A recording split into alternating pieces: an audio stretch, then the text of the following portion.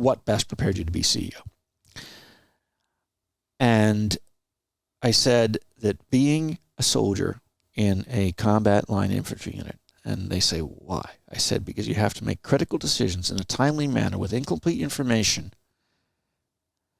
knowing that no matter what you do, someone is going to get hurt, and you're likely to be wrong a lot of the time.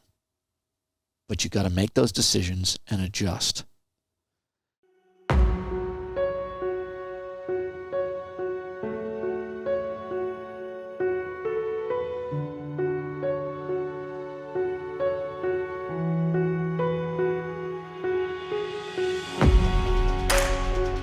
Welcome to the Transition Drill Podcast. I'm your host, Paul Pantiani. I appreciate you taking the time to watch. So let's get into this. You grew up in Ireland or were born in Ireland? Yeah.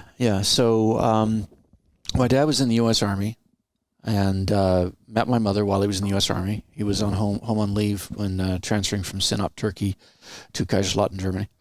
And they dated, and then he married her, and they were married in Germany. I was conceived in Germany. And as he was coming up on the end of his tour in 1965, my mother was pregnant with me, and his next tour would probably have been Vietnam. Although he was Army Security Agency, so who knows. And IBM was recruiting heavily. They were just starting to really expand in Europe, recruiting heavily out of people coming out of the military in Europe. So he was hired by IBM. And so worked for IBM from 1965 to 1981. What was it like growing up in Ireland, especially in that time period? During the Troubles? There was one period of my childhood that I really enjoyed, which was the 3 years we lived in Paris. I did not enjoy Ireland. I mean, a 17-year-old boy does not leave the continent that he was raised in literally the day after.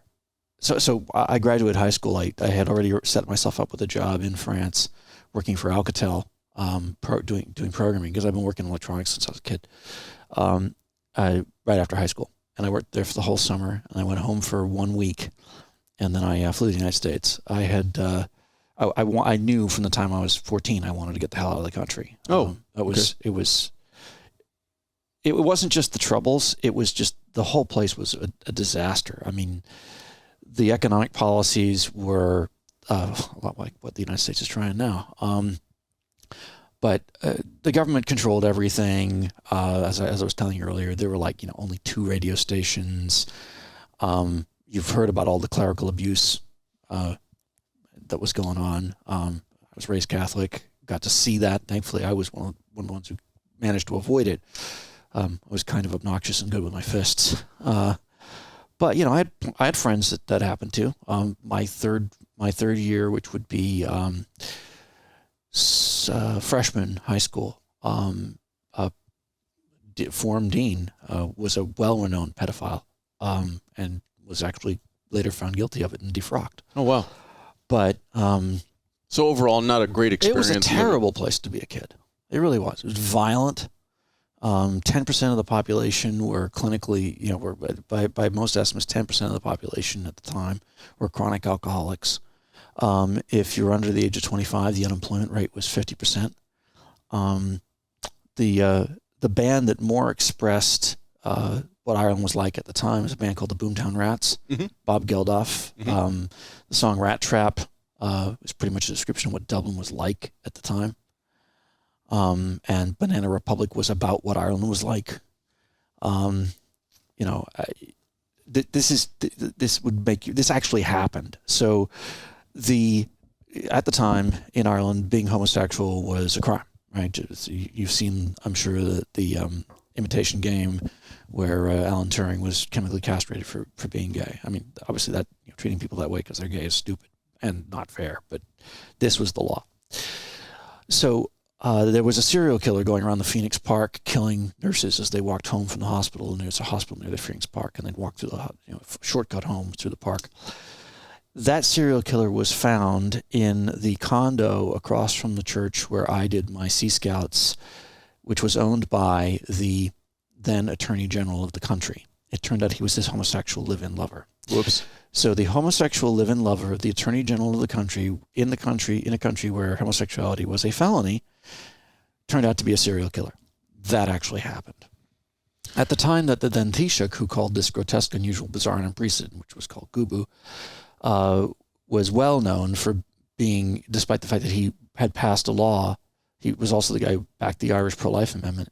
He'd passed a law saying that you couldn't get contraception of any kind, including condoms, unless you were married and had a prescription from your doctor. He was well known to be sleeping with the Irish Times politics editor.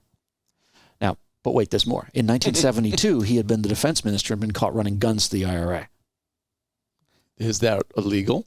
Running guns to the IRA from the Republic? Yeah, I mean the Republic of Ireland. No, I meant... Yeah, but this was the kind of political milieu I grew up in. Right. Every day going to school was a battle. So, no, I wanted to get the hell out. It was terrible. It's a much better country now. But it's also gone kind of crazy the other way. It went from one form of really heavily enforced conformity to now another form of very Eurocentric, politically correct conformity. But it's not. It's never been a. I wouldn't say it's ever been a warm and a welcoming place to grow up for anybody who isn't exactly in keeping with whatever the prevailing ethos at the time is. Do you consider yourself, well, when you were growing up, did they look at you as an American who just happened to be born there? They, I got very, I mean, I didn't have a strong Irish accent, I didn't have a strong American accent. But I would get taunted for being a Yank. I had glasses, so I'd get taunted for being specky for eyes. I was a smart kid in a country where being smart was not valued. It is now, but it wasn't then. Yeah, I mean, I got a completely different time period. Yeah, but I mean, it's probably, I mean, it's weird, right? Because technically I would either be Gen X or baby boomer in the United States, but my life experiences don't track with any of that. Right. I guess the generation that probably had a most similar experience in the United States would have been either the greatest generation or my dad's generation, the kids that were born in World War II. Right.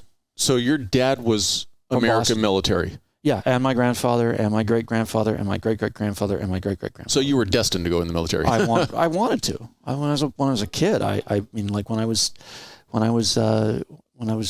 8, I played with soldiers and stuff like that. I had an Action Man, which is a G.I. Joe, but it was a little bit bigger. My dad, my mom cut down one of my dad's old 7th Army uniforms for me, and I loved it. I mean, I'd always wanted to be a soldier. So when did you actually leave Europe, come to the U.S. and enter the U.S. military? So I left Ireland when I was 17. And as soon as I originally had a full academic scholarship at Providence College. I got into Princeton University with a full academic scholarship, but I couldn't afford the room and board. And being overseas, you couldn't apply for ROTC when you were overseas. And then when I came to the United States, I got a full ride from Providence College. I went to Providence College. I joined the ROTC, but after a year and a half there, I was bored out of my skull. So I left and joined the Army, left and enlisted. So you never actually made it to, Then I went back to university at Northeastern. The Army sent me back. So when you first went into the Army, what were you looking to do? What was your... I wanted to be a soldier. I most importantly, I wanted to be a soldier. Obviously, I wanted to get the most interesting MOS that I could. And I signed up for what was called 31 Victory, which is Unilevel Communications Maintainer. It was a Special Forces Accession MOS. So once you made E5, you could join the SF. And I wanted to be in a real, I want to be pointing at a sphere. So I actually requested and got a air mobile infantry unit. So I was originally in Bravo 3rd Battalion of the 197th Regimental Combat Team.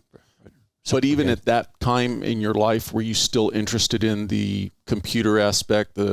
I don't want to call it cybersecurity because... It was radio. It's the late 80s. I was always interested in electronics. I mean, I had some computer stuff, and I liked computers. They were useful to me, and I could program and things like that.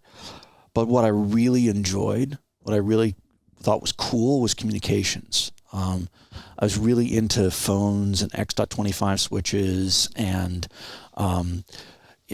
radio. I mean, my dad brought back a couple of Radio Shack walkie-talkies from one of his trips to IBM in the United States, and I took them apart and I figured out how to increase the range and change figured out where to get the crystals and change the frequencies, and I was really into this stuff. And so Signal Corps Fit right in. Where is the best place in the world if you like to play with radios? It's the United States Army Signal Corps. And it was great. I mean, I could fix anything. I could make anything talk to anything. And I also had all the camaraderie. I mean, for the first time in my life, I really felt at home. I felt like I belonged somewhere. And that I had people who had my back, as opposed to having to like keep my eye out for everybody around me. I had people who were we were keeping our eye out for each other. We took care of each other. I had a brotherhood. Right. I didn't have any brothers. I had 3 sisters. And I wasn't, the school was really very focused on a very competitive level of playing rugby. And, I actually played a little bit. I wasn't particularly good by the school standards, but like by American standards, probably I'd have been on the varsity team in rugby. But, Black Rock College has won over half of the senior cup trophies in Ireland. So that'd be like, trying to play for USC in football. So how many years in the military? 13 between active and reserve time total. Was there a plan when you first went in to make it a career? I just sort of, I wanted to do it. I actually, if I had one regret career-wise, it's not finishing the 20. I really think if I get there are a couple things based on a lot of things that are going on in my life now too, just personally, which we talked about not here, but that if I were to go back and redo, the thing I miss the most, it's the only job I've ever had that I truly loved. And I love what I'm doing now, right? It's not a job, right? It's the only time where just, being part of an organization that I'm not necessarily the head of, but I'm part of the organization that I truly loved. And what it was about it was the camaraderie. I mean, being a soldier can suck. I admit a lot of the times it does. We have a saying, embrace the suck. Right. Right? But I miss the camaraderie. I miss the fact that you can pretty much rely. I mean, there are your road guys retired on active duty, and there are people who mailing it in, as there are in any organization. But there are a lot less of those, I think, in the military than there are in other, particularly just more general jobs. And there's a lot more accountability. People are much more accountable to each other, I think. So, what year did you separate from the military? My the end of the military was November of 2000. And so, but how many years as a reserve? I was in the California National Guard for 6 years. I was on active duty for 2.5 years, and then I was in the reserves in the California National Guard after that. So, as far as your transition out, you went in aiming to work in electronics, radio, that type stuff. So you've kind of been on that track your entire life. Yeah. Well, the other thing too, though, was when I was in the reserves, I was constantly volunteering for additional duty. Right. So it wasn't, there was a lot of rifts in the early 90s, and a lot of us, and also a lot of the more, the more specialized units were actually in the reserves because of reasons of congressional funding. So, many people called it their full-time hobby job, right? It wasn't like you really, at least for until the mid 90s, it wasn't like I had the option really of having a full-time other job. Yeah, I had other jobs, but they weren't careers. My career was the military. And I was still really seriously thinking, was I going to go back and make it full-time? I was always going and doing stuff on various types of TDY. So it was still the full-time job that I had. What was your first venture into if I'm going to define it, network security or cybersecurity?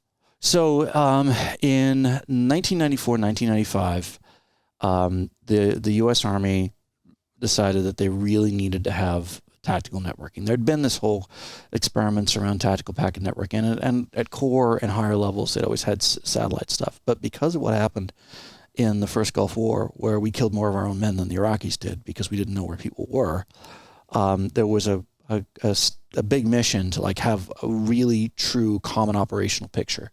And the idea was that there was going to be this, what became Blue Force Tracker, but you had to have a real-time network to do it. And so the Army started deploying what was called the Tactical Packet Network. And I happened to be, at that time, in a single battalion at a division level.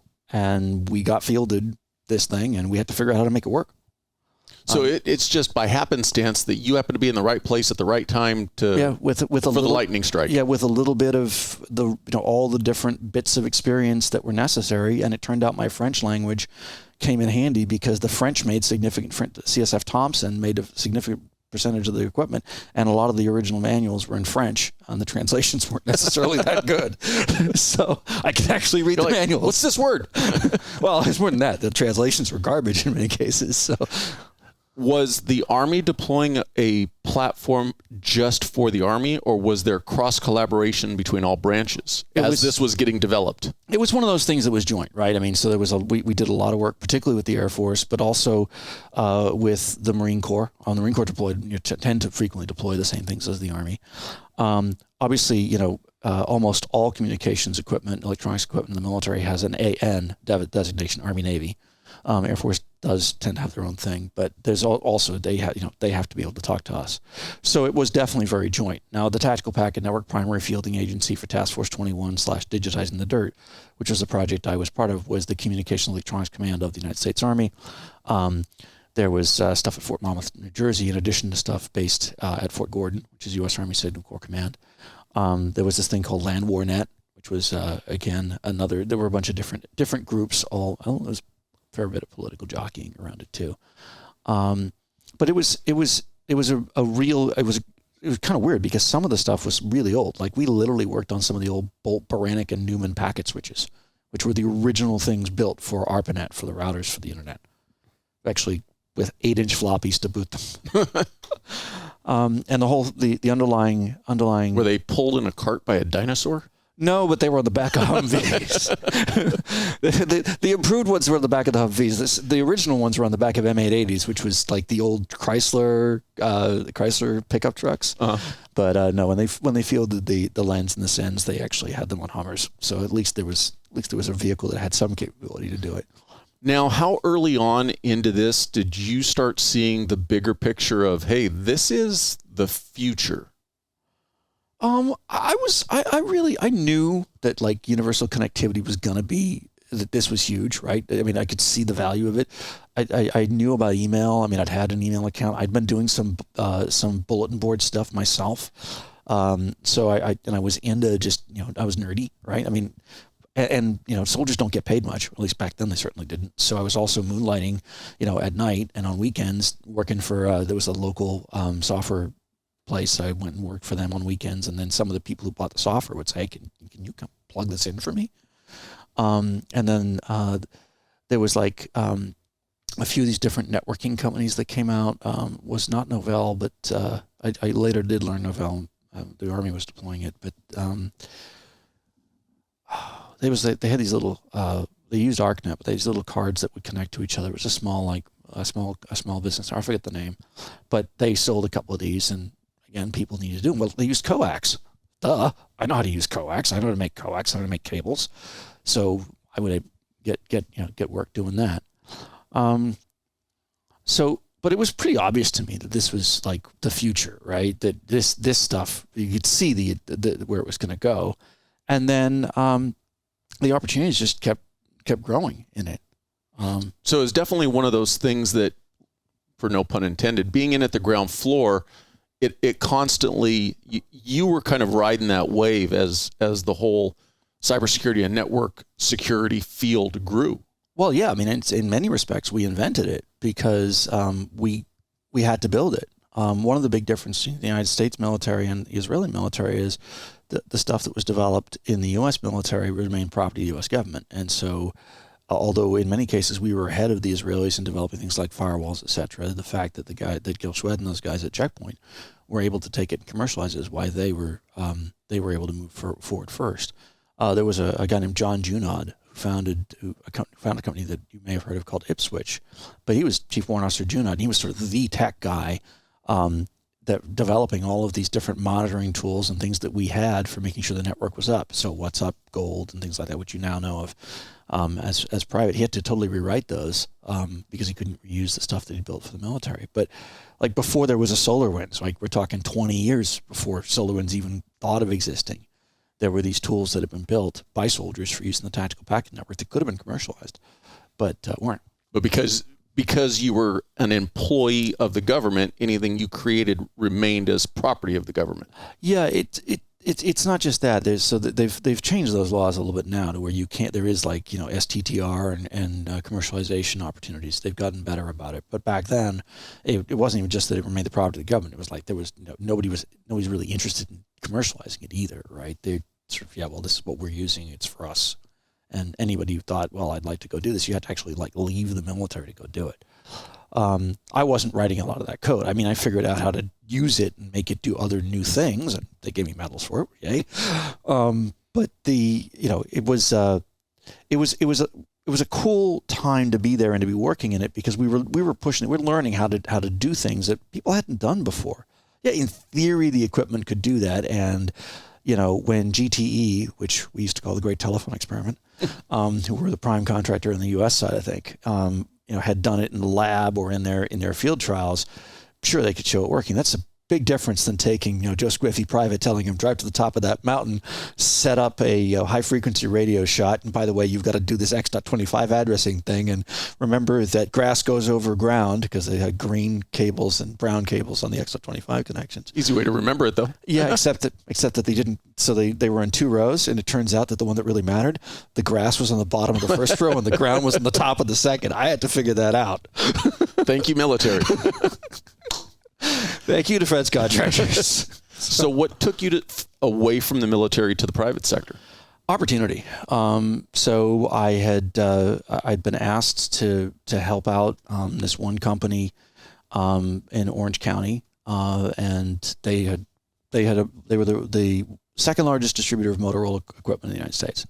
Obviously, Motorola X.25 packet switches, which they're selling at the time, very similar to what we had in the military, but they had no technical background at all. And I was just doing it. I literally was doing it based on billing hourly. So I come in and I go over the stuff, and next thing we know, we're selling all this stuff, these networks that are X.25 based that I'd helped build, including the first ever integrated network for Costco. Whoa. They're not a big company. They don't need networks. And we were this tiny little company, and our competition was Cisco and IBM, and we won it because of a design win, because the network that I designed ran faster and cheaper, a lot cheaper. Like, we're talking an order of magnitude less expensive equipment. And you see the correlation, though, between Costco and cheap. Oh yeah, oh hell yeah! That's like they get that right away. But it was just not just the equipment was cheap, but it allowed to work with the existing network that they had, the equipment they had. Which, of course, go back to the military, right? You work with what they give you. It's not like I can go, oh, I'm sorry, General, but this purchasing contract that you issued 20 years ago has resulted in me having some baling wire string and two cans. I can't have you talk. The general's going to go, you'll make that talk, right? This is what we got. You got to make it work. Take it or leave it. Exactly. So that's what I'd learned. And it turned out to work for me in the civilian world. I still was in the National Guard at the time, still staying in the military, still connected. But now I had, I'm like, I'm not taking any more of these extra jobs. I got a job that's paying me. I mean, for me, it was crazy. I was making $60,000 a year. Right? I'm like, wow. Just killing it. That's like, I can afford a new car, right? I don't have to live in Compton anymore. Oh, Bellflower, but still, so I just kind of built on that, and I had a reputation for making anything work with anything. We obviously, in the military, we also learned that people would do things like connect packet switches or sends to the local dial-up so they could get their AOL, and that was a security issue. So we had to figure out how to do that. So the two just kind of grew together. And then I got lucky enough by virtue of doing well at that job, one of their biggest customers, a local ISP, which still exists in San Diego today, American Internet Services, hired me to be their first field service engineer. And people were buying internet, and they're like, well, we need firewalls. And who knew anything about what a firewall was in 1995? Well, I did, because I had to put them in the military. Military had security requirements. And there was this very expensive firewall that they'd bought called Ssl, but most places didn't get it. But what we had built was Berkeley packet filter firewalls and stuff built on, back then it was IP chains, not IP set or IP tables. So we had done this, and by virtue of being in the military and working on X.25 and these other things, I knew how to use POSIX systems, which is, of course, every version of Unix and Linux, because that's what they run. So it worked out. It just sort of grew for me as a career. And when was your transition, or when did the thought process come that, hey, maybe I need to start my own company? So and this is what ultimately led to me, not staying in the military, even in the reserve capacity, was while I was doing this, I wound up being an advisor to a company here in San Diego called iPivot. And iPivot was the company, but they were doing load balancers, originally called ServeNow.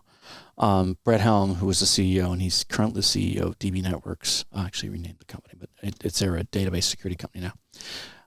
Former Air Force. He was the CEO of this company. I was there as an advisor, and they were doing load balancers, but they'd come up with this idea of Ssl Acceleration and Offload. And I was like, this is a really important thing, right? Properly handling the compartmentalized information, secure information facility. At the time, people were like, well, no, we can't not terminate we have to terminate the SSL on the endpoint. I was able to explain, and I helped write a white paper that did this, how you had the ability, as long as you maintained compartmentalization of the information in a facility that was cleared or secured at the level required for the level of data, in this case financial information, that as long as you terminated the untrusted data at that boundary, you could still maintain the level of trust and authentication that was required. That was pretty important in terms of making this a successful product. It did become very successful, and Intel bought the company. And so to me, that was a light went on in my head. I'm like, okay, first off, you can make a huge difference. You can really help get real things in place. And secondly, the money did not suck. Okay. That's always a huge plus. Yeah. Well, and you realize you can actually do well while doing good. Right. And I got to see how a well-run company was run. And so that was the seminal experience for me. And then at the same time, the Army was going through this huge reorg it was before 9/11. So there was a huge, there was rifts, there's reorgs, there's everything else going on. We didn't know what the hell was going to happen in the next year. And I was at ETS, and I was like, if I'm going to do this, I can't keep, doing my semi-part-time, often way more than, even then I was still, on TDY 2.5, 3 months a year. I knew I couldn't keep doing that and and progress in my career. And so that's why I decided to no longer stay in the military. Again, if I had to do it over again, I think I'd stayed. Could you have made it a full 20 and still gotten to where you're at today with your company? No. You can only have one thing that consumes you. And if you're going to do the military right, it has to be your passion. It has to be where your focus is, because it can demand anything of you at any time. Being in a senior leadership or role in any organization just requires that be your focus. It has to be where you put all of your energy. You have to, if there's a crisis, it's on you, right? Particularly if the chief executive officer, as I am. If something impacts the rotary oscillator and nobody else has picked it up, it's on you. So, was ThreatSTOP your first iteration of your own company? ThreatSTOP was the first time I've been the founder and CEO, but I had, subsequent to the iPivot experience, which was, as I said, was positive, I actually got to be part of a number of other different startups at the early stage in information security. So because of that success, I was able to establish a good relationship with a local venture capital firm called Enterprise Partners Venture Capital, and they funded a number of different cybersecurity startups that I had helped get due diligence on. And frequently the question was, well, okay, so if we fund this, you're going to work there? Sort of the end question. It's like, is it really? If it's worth your time, it might be worth our money. And so I worked at a company called, helped get a company called Prevensys started. That's now part of McAfee. I worked at a company called Breach Security, which is a web application firewall company. Now part of, it's not actually part of Singapore Telecom, but it had been part of TrustWave. We sold it to TrustWave. And then Radware, which is an Israeli company. And by virtue of various different things in the military, I had made some good contacts in the Israeli military, mostly related to sharing information and communications in a secure manner for satellite communication and targeting of missiles. And so The Israelis have done nothing with cell phones, so that was a waste of your time. Yeah, actually, so the company that approached me was Radware, and they were a load balancer company, but yes, they also make the pen register stuff that sits in the bottom of all the Converse switches. In fact, they asked me to do some work on the board sets for that. That was one of the things I did. But they wanted someone who understood network security and could communicate with the U.S. market and also communicate the requirements in the U.S. market with them. So they hired me. And I spent a year working there, helping them with that project. And then after that was done, there was another company that got spun out of UCSD, where, again, I was asked to go take a look at this. It was an ARPA-funded project. It was in a lab. And it was like a professor and his grad student. And we met over lunch at the faculty lounge. And I was like, it was back then, not a much smaller percentage of traffic was SSL encrypted. Most traffic was still fairly plain text. And they had a great idea, and it worked, on looking at how network traffic, pathological network traffic, tend to be highly self-similar, whereas normal network traffic is highly Gaussian. Now, you get millions of people doing different things, it's going to be all over the place what's in it. But if you see something that's very, very similar going on in there, there's a good chance that it's something machine-driven that's not right. Now, there are exceptions. So if you have like a major world event like like 9/11, right? Then all of that, the number one thing you're going to see on the internet is traffic about 9/11, and people will be going to the same videos. So it's not a hard and fast rule, but in general, absent other major events, self-similar traffic in the network, assuming you're not doing encryption, which of course randomizes the traffic, is an indication of pathology. So they had figured out this way to do near real-time extraction of the best signature for highly self-similar traffic in a network stream.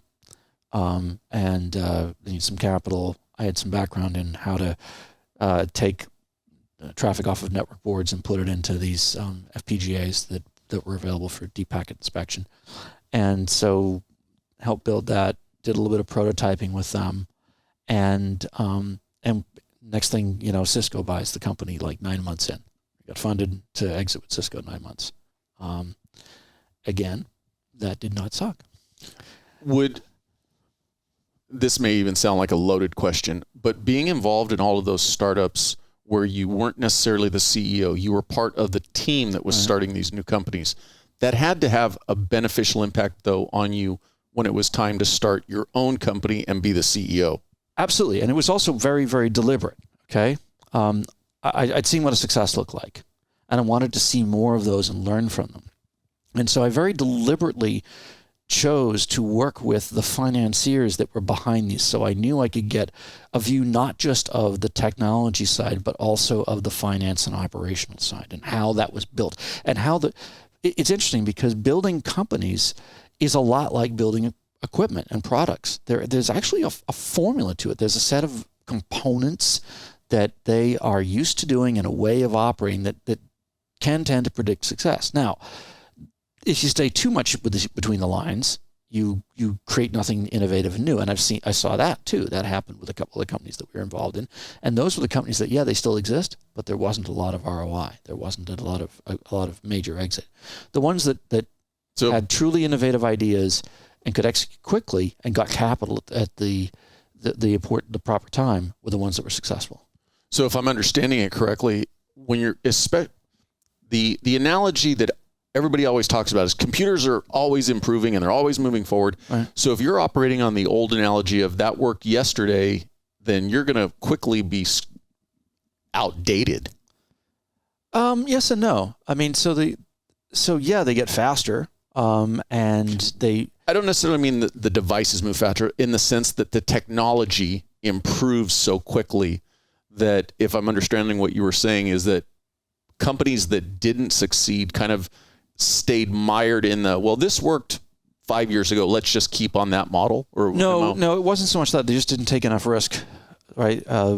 They stuck with what they knew and what they figured, would sell in a month or 90 days or a year. And the thing is that by the time it's obvious, the big guys are already working on it, right? No, it's people like, so for example, Kerry Jardine, who's now a professor at Cal State San Marcos, was the guy who saw that these hyphen SSL acceleration chips could be married with a PCI card, put into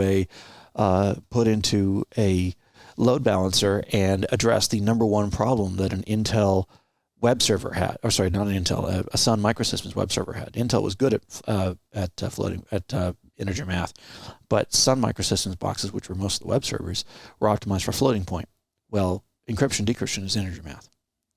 So by having this dedicated SSL offload accelerator in the load balancer, which is what sent all the traffic to the web servers, you could kill two birds with one stone. You could take off that extra load, and then based on the decrypted traffic, which is where all the actual real layer 7 information you need to handle the load balancing decision anyway is, you could send that to the right server, and you could split up.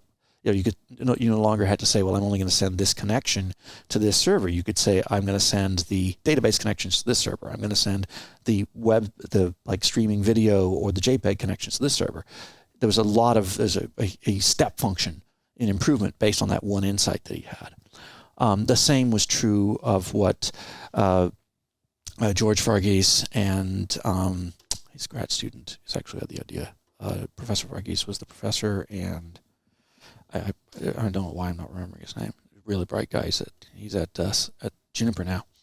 But the same thing where they had this insight, and it was ahead of where the actual equipment was yet. But the equipment got there pretty quick.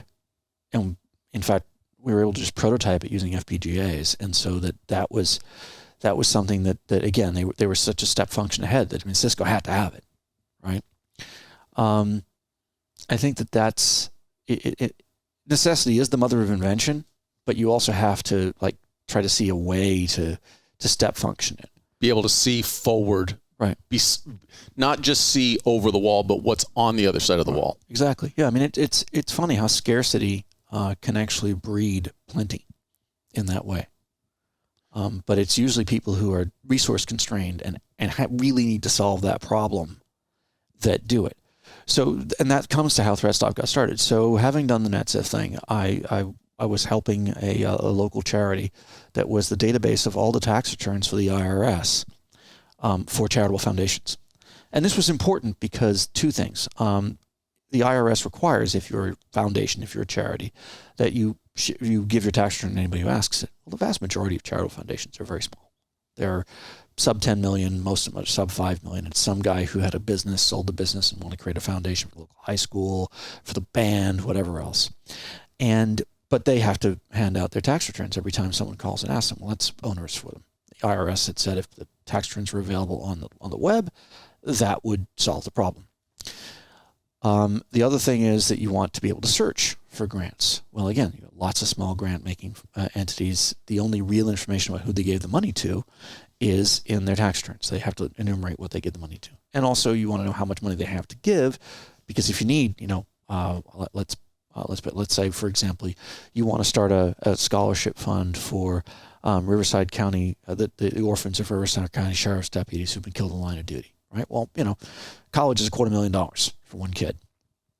You really can't be getting the money for that from a $5 million fund, because they're only going to give away, at most, $500,000 a year, right? You can get maybe one scholarship out of it, but they're probably not going to even give that much away, right? Because they're required to give a certain amount, but they also want to make sure that it isn't more than what they're making on the investments, so the capital value isn't depleted. Right. They can't give away all their money that they're making. Exactly. Right. So what you do is you want to be able to search this, which is great. Of course, the problem with that is it requires OCRing the tax returns.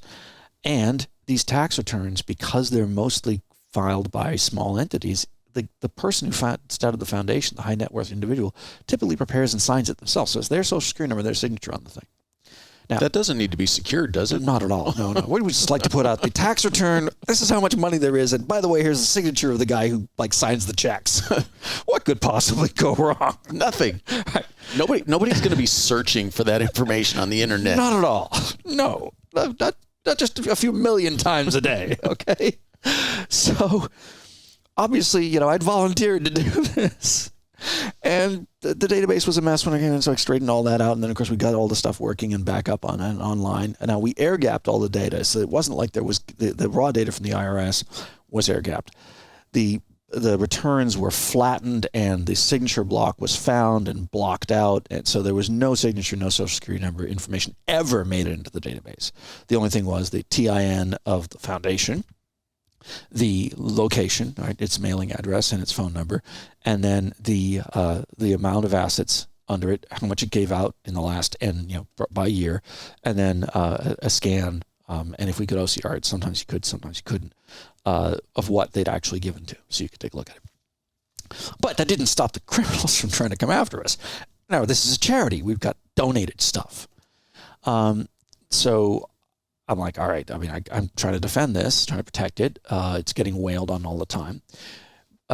Going back to the military. So now we're talking, 2005 here. All right. So going back to the military in digitizing the dirt, I met a guy who at the time was Captain Promotable Socks, named Mark Socks. He's fairly famous.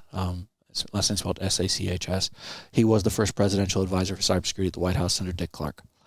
And he had been one of the early people in the Internet Storm Center. Actually, him and Johannes Ulrich are still the directors of the Internet Storm Center.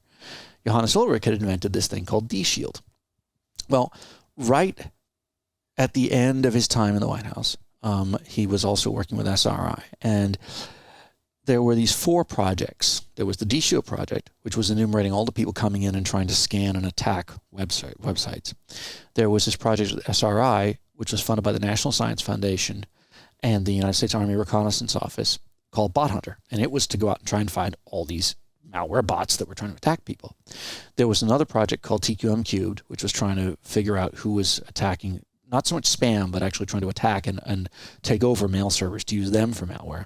And then there was SORBS, which is now part of Proofpoint. And so these 4 projects, I was taking data in from and putting it into the firewalls.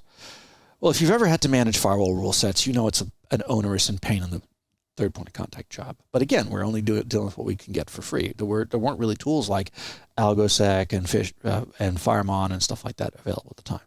The individual manufacturers might have had something that you could script, but usually didn't work very well.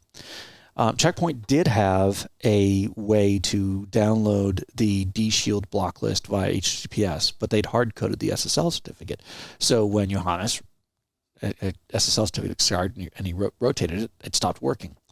There was a project that was available as part of Snort called Snort SAM, Snort's security assertion module, which could take arbitrary data and put it into a database and then update firewall rules using them. Were these all government companies or government entities? So Snort was kind of, Snort was Snort Suricata were kind of funded by Suricata later actually was funded by the same DHS set of grants that we were funded by. But no, they were mostly open source stuff. So Checkpoint had it. D-Shield is a project of the SANS Institute.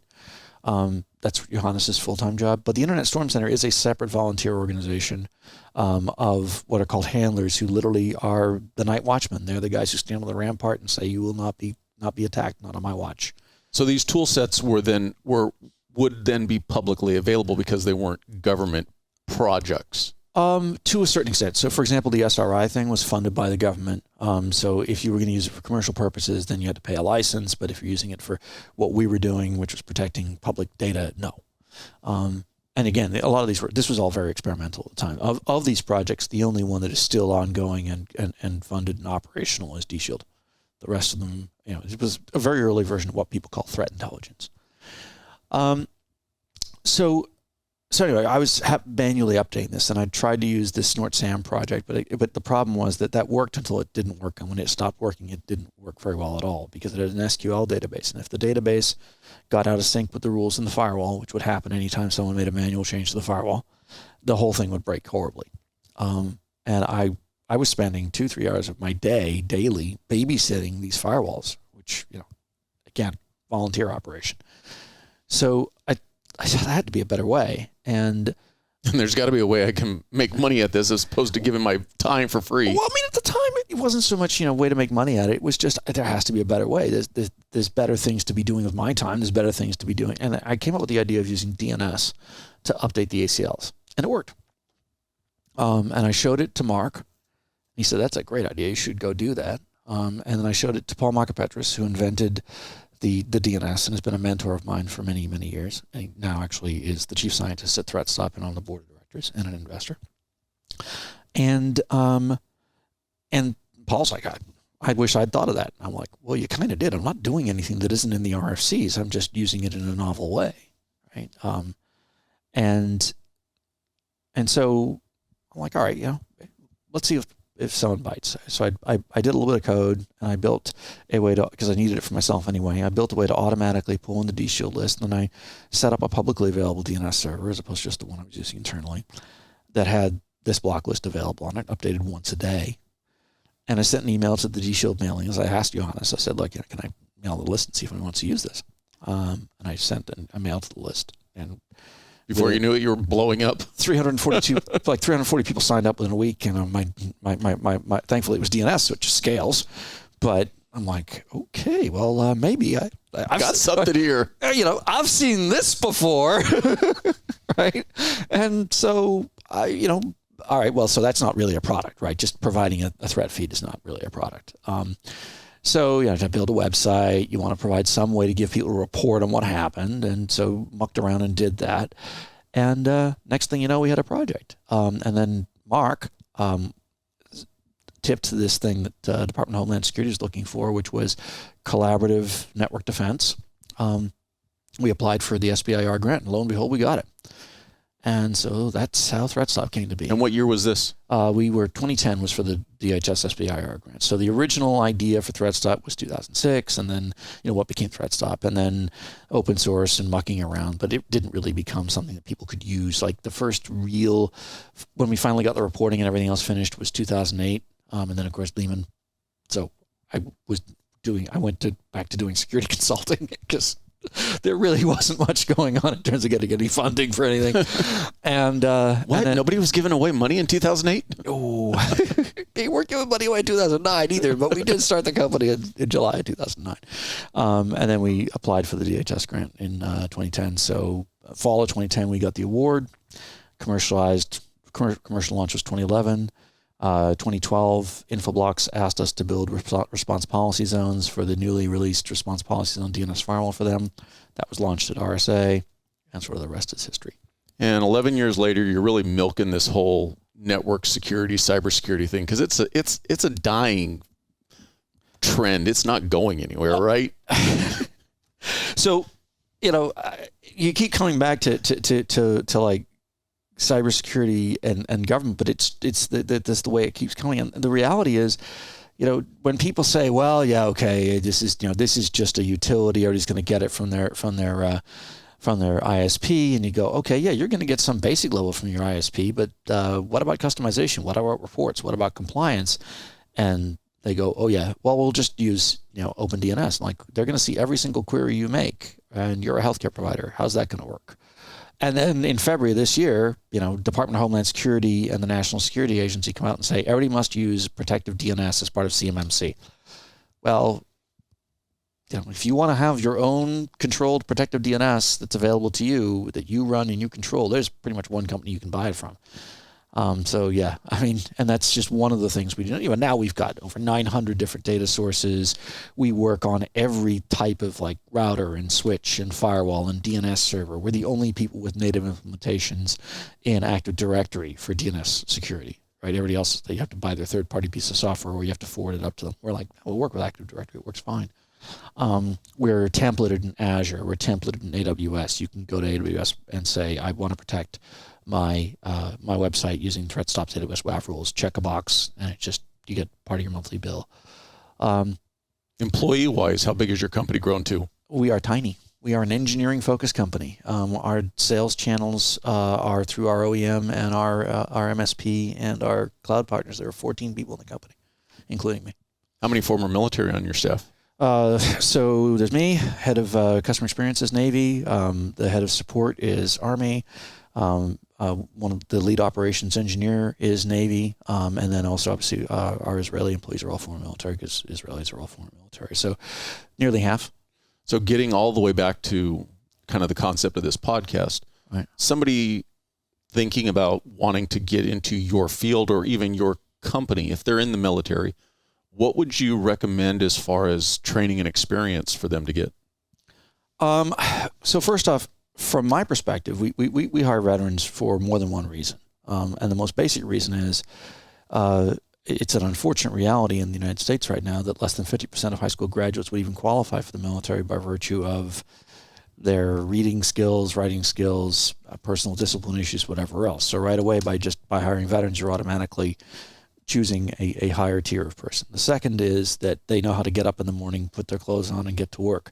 Whether it's physical or virtual, you don't have to worry about them showing up. There's good customer presentation. So all the things that you learned, regardless of what you did in the military, that just made you in the military, that made you get through without other than good conduct discharge, will matter a lot.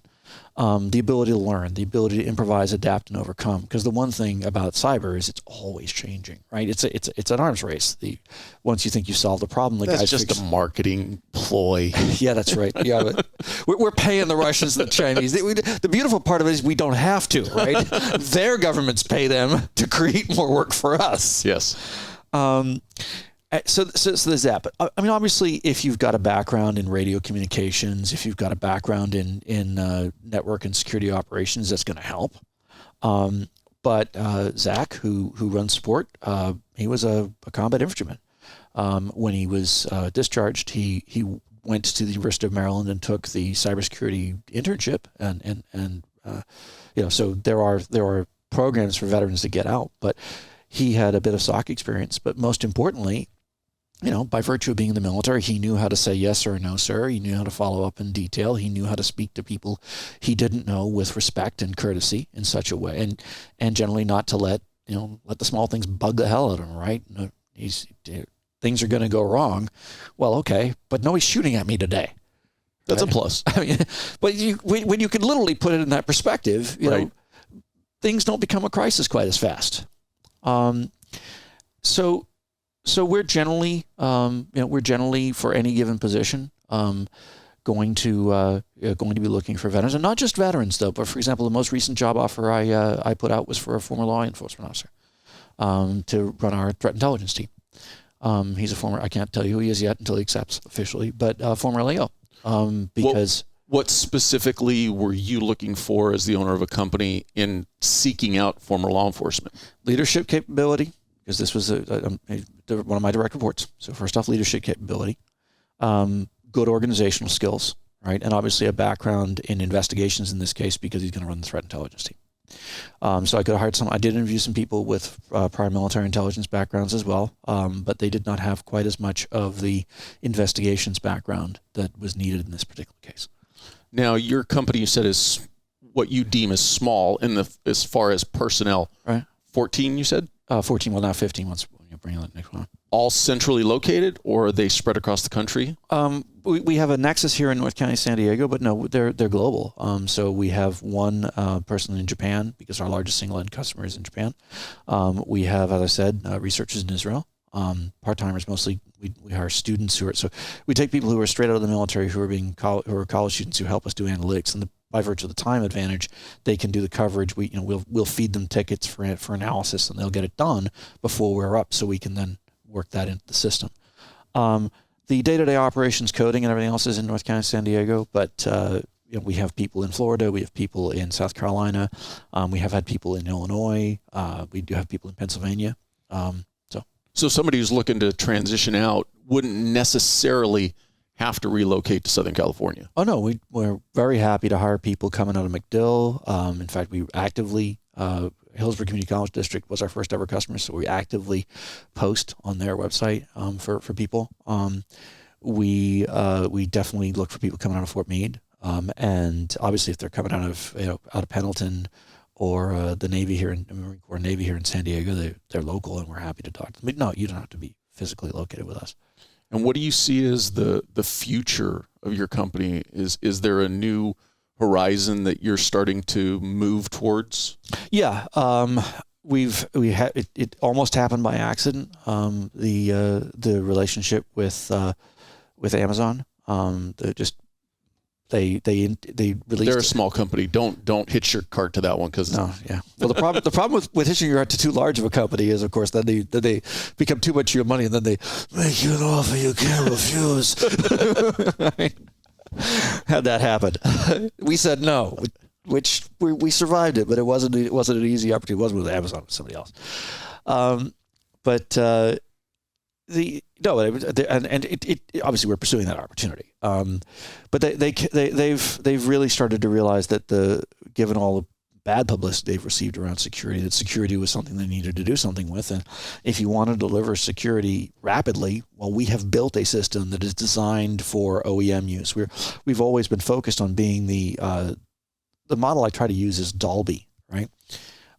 We want to be or Bose to a lesser extent, but we want to be the people who make the really good technology and do what we're really good at. And what we're really good at is generating and aggregating and filtering and making available in a timely manner all source threat intelligence. And this, by the way, goes back to the digitizing the dirt, because that was when we brought all the operations and intelligence and fire control people together in one place with a common operational picture using networking.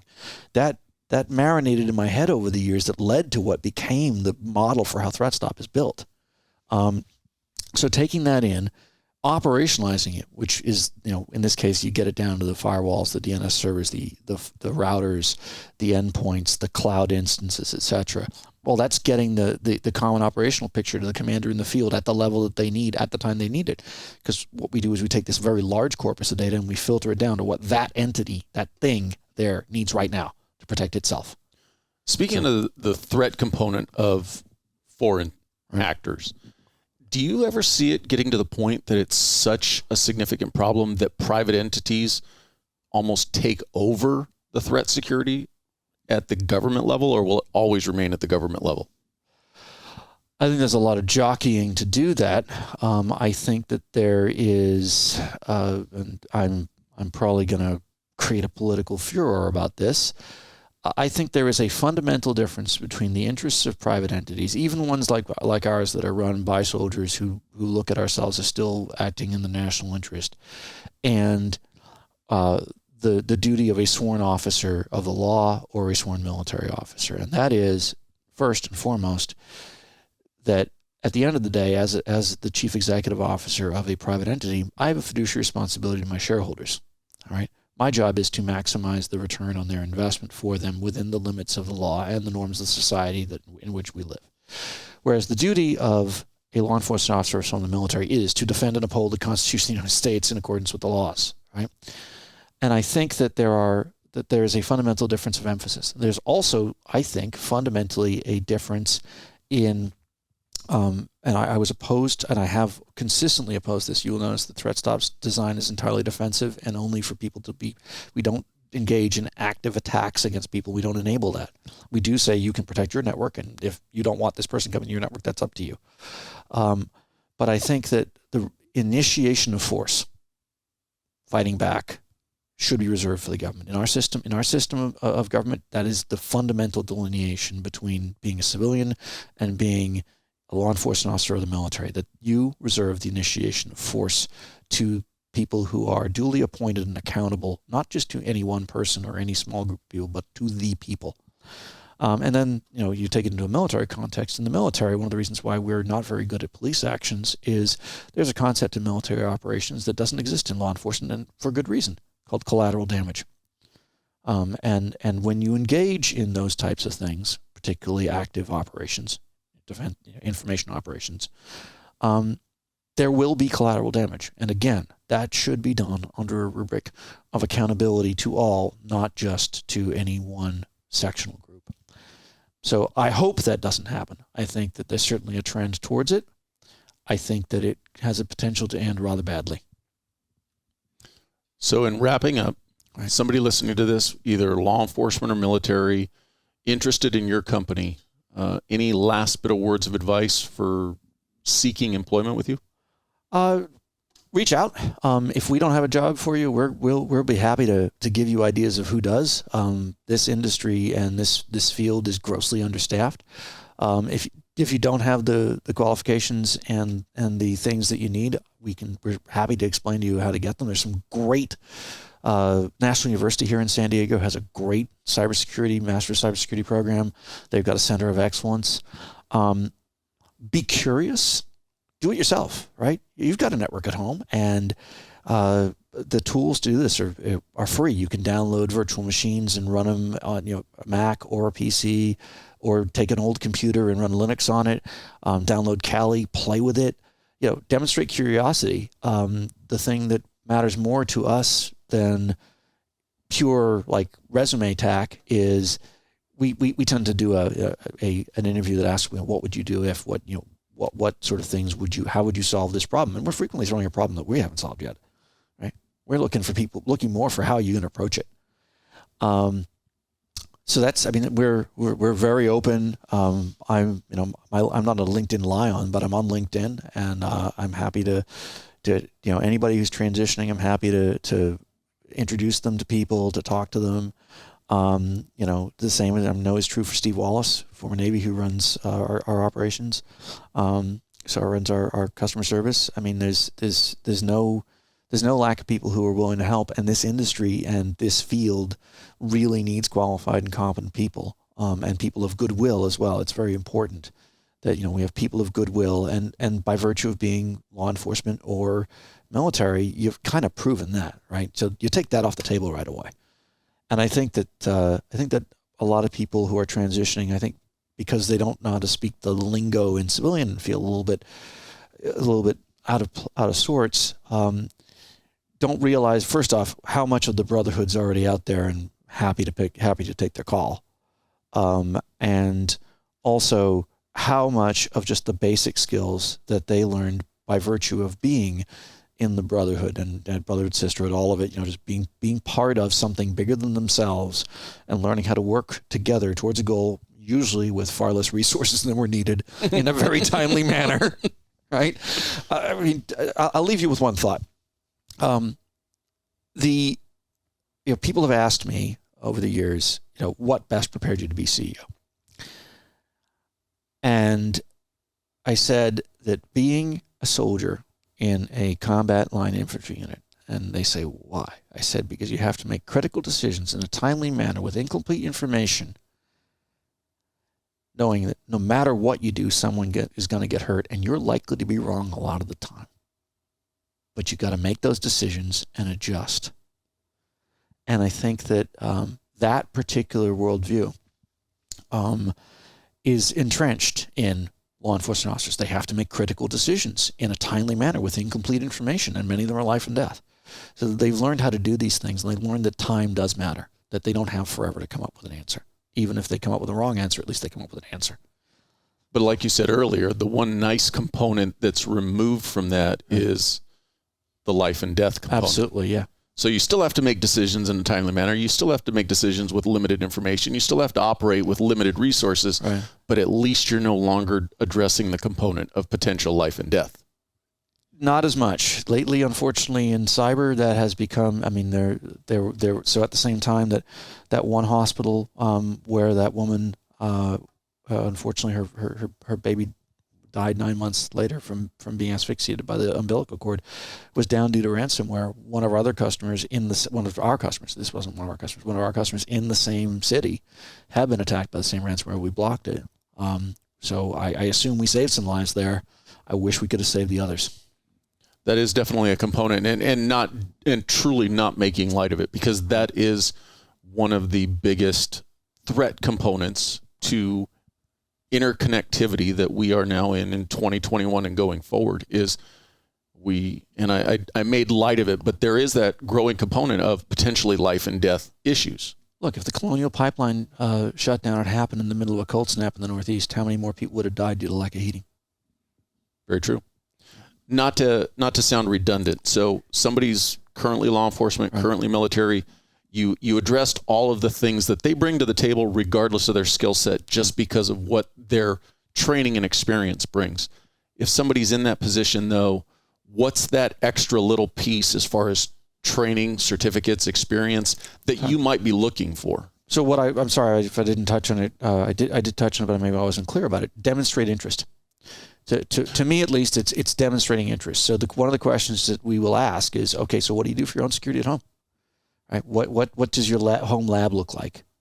What did you go to the ISSA? Have you been studying for the CISSP? What career path are you interested in? Right? Demonstrate interest. For us, at least, that's the big part. We're looking for curiosity and interest. But like you said, you bring up, so should somebody go out and get their CISSP certificate before they even come apply to you? Or is simply just an interest in threat intelligence enough? Demonstrated interest. So have an answer to the question of what do you have in a lab? What projects have you worked on? Have you, did you take a class or two, even if you didn't get a certificate, in things like threat hunting, that sort of stuff? I mean, obviously, if you've got a certificate in threat hunting, that's going to be helpful to us. But less concerned with the ticket punching in civilian life. Ticket punching isn't as important as it is in the military. But it doesn't hurt to have it. I mean, it's gonna get you through through a gauntlet if there's a lot of applicants faster. So larger companies, it probably makes a bigger difference than with us. But for us certainly, and I think you'll find in other places, demonstrating real interest and domain knowledge that you've acquired, not just book learning, but actually from being genuinely interested in the field and doing stuff in it, certainly will make a big difference to me. It'll make a big difference to most people that I know. Who are in leadership positions in companies that hire in cyber. Having formal certification is always going to make it easier to get a job, particularly a large organization, and will be counted towards pay scale in large organizations. So I did mention the National University Center of Excellence, a great place for and they're very focused on transitioning and people coming up on ETS in the military there. That's a great program to be part of. And there's another one at the University of Maryland that does the same thing. I believe there's is it UC Irvine? Somebody in Orange County does it as well. And UC Riverside has a great program.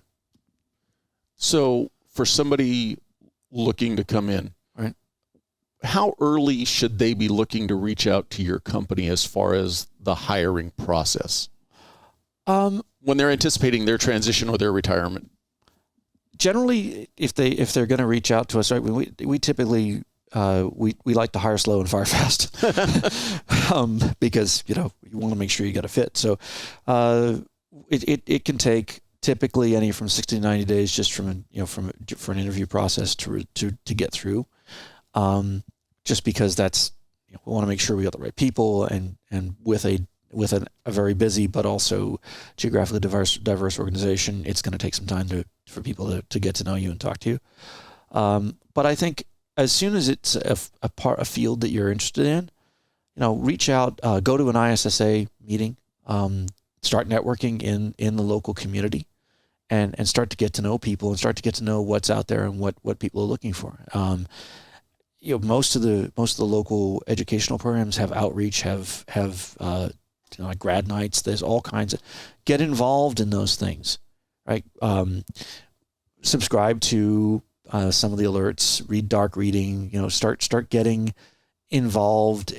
The entire SANS Institute stuff is just great, right? They run a great program, the GIAC Gold program, which is much more practically focused than the CISSP, which is more management policy focused. So if you want to be a practitioner, you want to actually do the work, do the real drill downs and actually focus on the active part of cyber intelligence, the SANS GIAC program is probably a better choice than CISSP, which is more policy management and managerial. But if what you want to do is be a CISO and do policies, that would be a great place. I mean, we got some great local resources here in the San Diego CISO group on Google.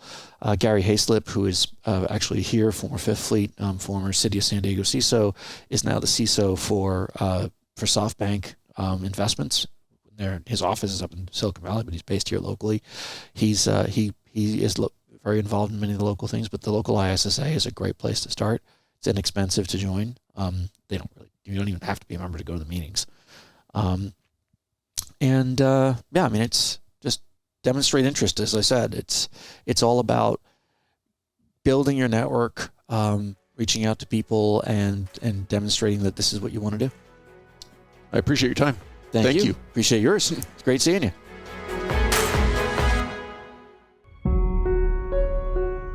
I appreciate you watching. But before you go, if you like the video, please hit that subscribe button. Also, any comments are appreciated.